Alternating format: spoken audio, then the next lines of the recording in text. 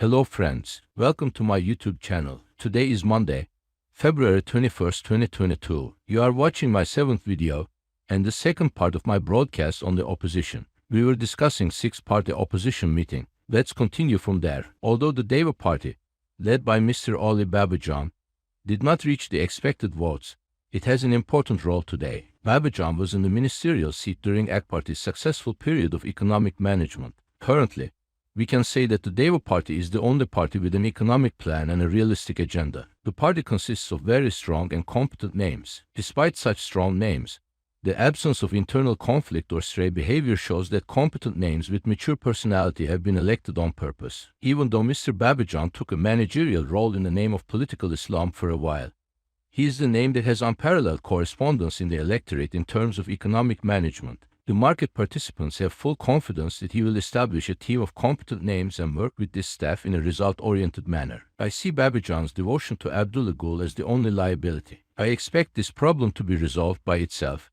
with the name of Abdullah Gül falling off the agenda over time. As for the Gelecek Party, led by Ahmet Davutoğlu, it gets really complicated. Prior to the meeting, Mr. Davutoğlu's prioritization of form-related issues such as the name of the alliance, the shape of the table, the angle of the photos to be taken, etc. made the nerves a little tense. It is claimed that his distractive attitude, where he tried to dominate the entire agenda at the meeting, was softened with courteous responses. Considering the pros and cons, the presence or absence of Mr. Davutoğlu in the alliance does not make much difference.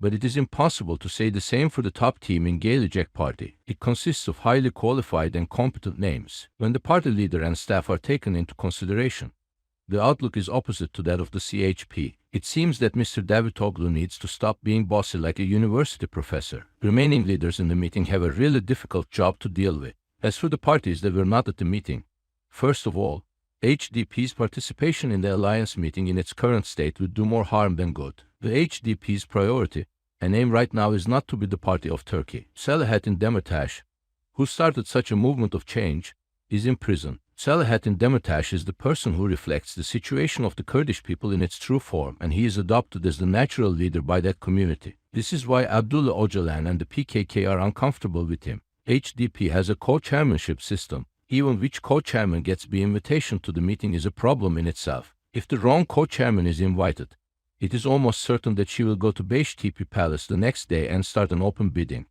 After sharing everything discussed at the table, and also what the Millet Alliance has offered, if the other co-chairman joins the meeting, probably the same thing will happen again, but a week later at most. As such, HDP is not a structure that can be negotiated in fair terms. Its priority is not Turkey and finding solutions to problems of Turkey. It is much more practical and useful for the opposition bloc to have a private communication with Selahattin Demirtas instead of the HDP. If Turkey's problems and solutions are to be discussed, the right address is Selahattin Demirtas. With out-of-the-box style political courage, Mrs. Akşener and Mr. Kılıçdaroğlu's visit to Selahattin Demirtas and Osman Kavala in prison changes all political balances unexpectedly. Intense criticism will follow naturally. In this case, what should be said is we talked about what we will do about these important problems when we come to power, and it is done.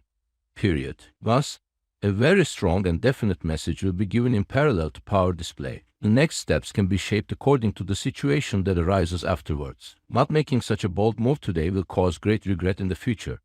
Just as I mentioned at the beginning, in the short term, it will create a great shock and reaction, but it is worth fighting for the result to be achieved. Even the rejection of the meeting request will not prevent political gain to be obtained. This visit, which will be indisputable proof that Mrs. Meral Akşener, who has declared that she aspires to the position of Prime Minister, also aspires to solve all of Turkey's problems, is a political opportunity that cannot be missed. It would not be surprising that such a bold move would lead to a direct increase in the votes of the constituents of the Nation Alliance, and a rapid increase in the non-alliance support votes of the common candidate. In my opinion, the İşçi Party, the Memleket Party, and the Zafer Party could also be invited to the table. The İşçi Party is increasing its popularity in the left-wing base day by day. It would also be very stylish to have a second left party at the table. We do not know how the İşçi Party will respond to the possible invitation. but at least it would have created positive response in the society if it was invited. It is said that the Memleket and Zafer parties were not invited because of the vetoes of Mr. Kılıçdaroğlu and Mrs. Actioner. I hope they get over their personal resentments and become open to expanding the negotiation area. Each of these three parties has a potential of around 1%. I hope that they will receive invitations to next meetings in order to both contribute to the agenda and expand the base address. Since I do not fully understand the real purpose of the Yeniden Refah Party, I cannot comment. Since the seriousness of Mr. Sarıgül's Değişim Party is questionable, I am one of those who think that it will do more damage than good. The next meeting of the opposition is scheduled for February 28.